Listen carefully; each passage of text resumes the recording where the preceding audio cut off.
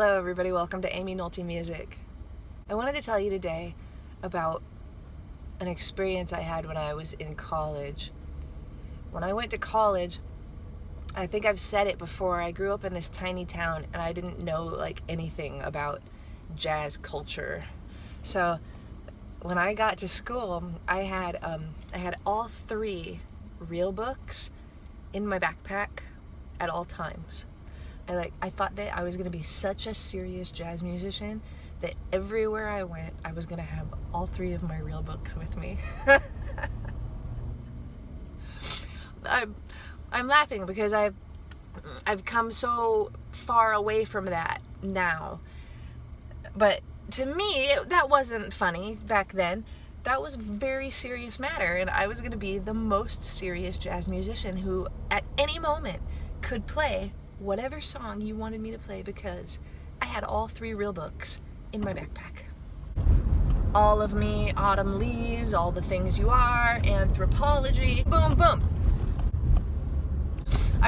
I was getting to the point where I had them memorized alphabetically, and I knew which book had which song in it. Okay, so I was pretty proud of that. I was like, real book guru Aimee. Somewhere near the end of my freshman year, we had a visit from Clayton and Jeff Hamilton. If you don't know, those are some of the best, as Jeff Hamilton's the best drummer, Clayton's one of the best bass players, those guys are the best. They had come to town with Monty Alexander, which is one of the best concerts I ever saw. They gave us this really cool clinic. The clinic was twofold. It was, well, first they asked for a piano player to play with them, and so it got to be me. That was the best day of my life, to sit and do that clinic with them. You know what? No, it was my sophomore year. They would not have wanted me to be their piano player my freshman year. Probably not my sophomore year either, but. So that was part of it. And then the second part was that Clayton said, I'm just going to talk for a while. And then he just stood up and he began to preach to us, mostly about real books and fake books. This was epiphany time for me. And it was hard for me to take.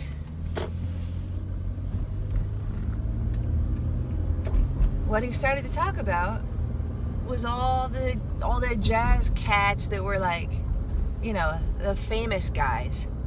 He started talking about all the way from Louis Armstrong, Lester Young, Art Tatum, Charlie Parker, Cannonball Adderley, Coltrane, all these guys. And he talked about how they didn't have any written music, that the only thing they could do was to get their hands on recordings and learn songs that way. In fact, he told a story about Charlie Parker that I'm sure most of you have heard. Charlie Parker just had one record, and I forget what it was, but he learned how to play one song. I don't know what that song was. It seems like it was something like Avalon or something, a good old standard.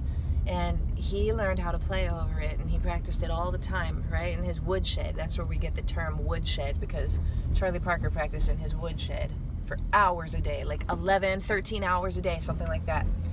Then when he went to his first jam session, or some kind of a club, he asked to sit in with the band, and they were playing another song, a totally different song, but he played the changes to Avalon or whatever it was that he had learned, and they laughed him right off the stage. They were like, man, there's more than one song. You can't just learn one song.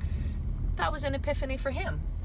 But he had learned it from a record, and that's how everybody learned tunes back then. If he got to that session, and instead they were playing Tenderly or something, he was going to have to go out and buy a record of Billie Holiday singing Tenderly.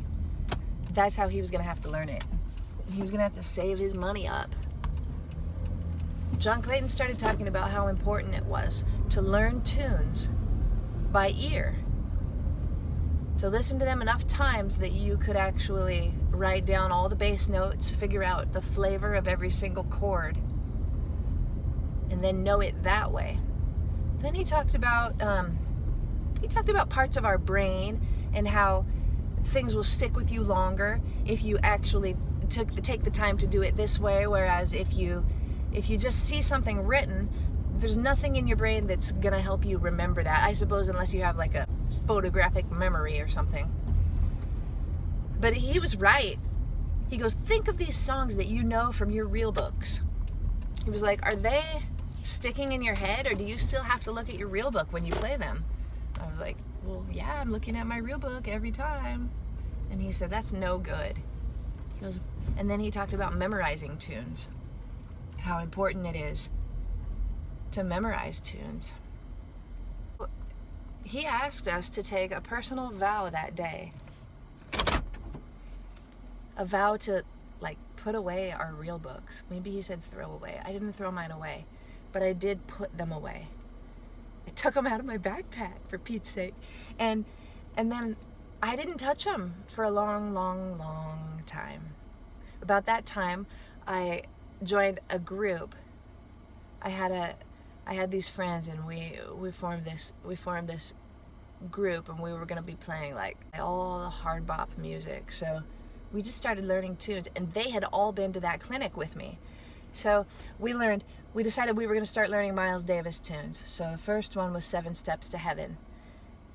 And I went to my professors and I said, do you have this album that has 7 steps? I need to learn 7 Steps to Heaven. Do you have a Miles Davis album with that on it?